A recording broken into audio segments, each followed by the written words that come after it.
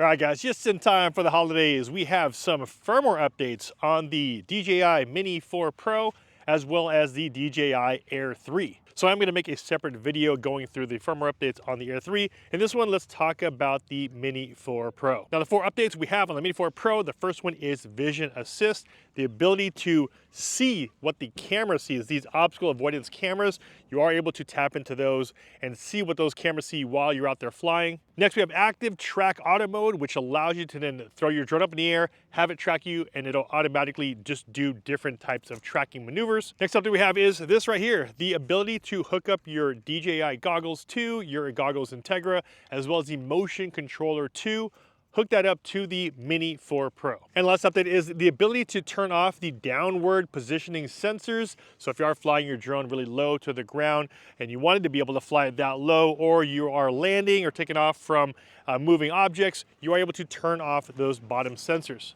All right, so the Mini 4 Pro is up in the air. Let me just bring it out to this open area right over here. Okay, then at the very bottom of your screen, as you can see here, if you want to show the Vision Assist, what you want to do is click on the very bottom left, and you'll see that there is a little image there, and that image is actually showing you the camera. So there's going to be obstacle avoidance sensors on the Mini 4 Pro, as well as other ones like the Air 3 and the DJI MAVIC 3, and all the other ones that have the omnidirectional, the sensors that are all the way around the drone. What's great about using Vision Assist is that you are now able to tap into those cameras so you can see around you while you're flying. And the main reason why this is really beneficial, especially if you're flying in areas that are a little bit more, I would say, congested, where you have a little bit of trees, maybe buildings and everything around you. And a lot of times when you're looking at your camera, you're looking at your screen, you don't necessarily have that peripheral vision on your screen. You're only seeing what the camera sees, that narrow vision of the camera. So by having Vision Assist, and if you're performing any movement, so if you're circling an object or a building, you don't really have the ability to see those things or see something on the sides of your drone. Now with Vision Assist, you are able to tap into those cameras. So right now, as you can see here in the very bottom left, let me actually expand this out. You can see here it's actually pointed forward, the arrow is pointed forward. So it's actually looking forward and using those two front cameras to show you what's in front of you. And what I can do now is show you what's on to the right. So if I click there, you can actually see what is to the right of the drone. I'm just gonna fly forward towards these trees right here. But what's good is, like I said, is that with that Vision Assist, I can now see how far I am to the trees. And if I want to go to the right, I can actually see just right there. I can see that I'm still pretty far away from that, but at least it gives you that ability to see around your drone. Because like I said, when you are flying, especially when you're flying with a longer focal length, it's really hard to determine how far you are away from a subject. Now I can see those trees right ahead of me. For instance, right now, if I were to stop and I were to zoom in, and I were to change my zoom to 2 times or 3 times zoom, as you can see right here, it looks like I am, of course, right next to the tree.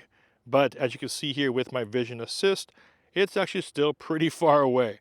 So that's where it really helps, because you feel like you're a lot closer to a subject, especially if you are using a zoom or using a longer millimeter lens. But with Vision Assist, now you are able to look at that live view and see how far you really are. And as you can see here from my Vision Assist, I am actually pretty far away from the tree. All right, next feature we have is ActiveTrack in auto mode.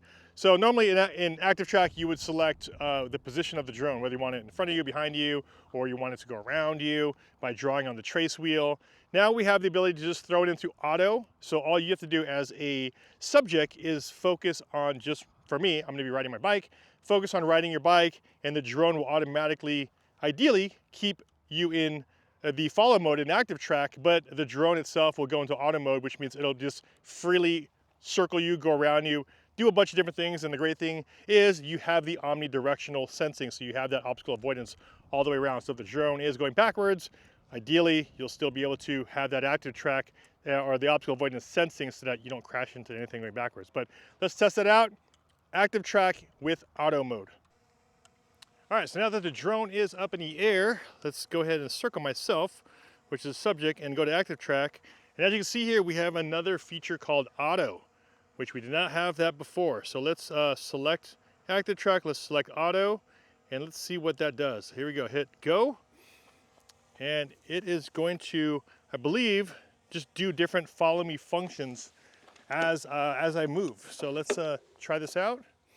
We are in follow, in auto, and then let's see what it does.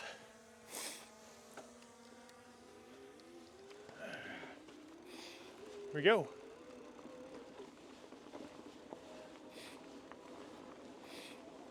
Now I believe it's just gonna do a bunch of different passes and go in different angles. So right now it's following me to the left, and let's see what it does next. And what's great is that it does have the 360 omnidirectional sensing, so it can go in a bunch of different places and ideally be able to avoid all those. So, and there we go. So now it's going from behind me, sliding around to the side. I'm in an open area now. Let's see how it reacts here. So looking at my screen on the Mini 4, you can see that it changes from follow mode into circle mode. So that's what's happening in the auto. It just kind of continuously goes back and forth from one mode to the other. That way you're able to get different, different looks, different perspectives. Because normally when you would do this function, you would normally have it, you would have to draw which direction you want it to follow in, whether it's in front of you, behind you, anything like that. But right now it's in auto mode, so it's just kind of free flying and at the same time doing some ActiveTrack. So that's what's happening right now. And that allows me at least to now just focus on riding and not necessarily always having to switch my settings.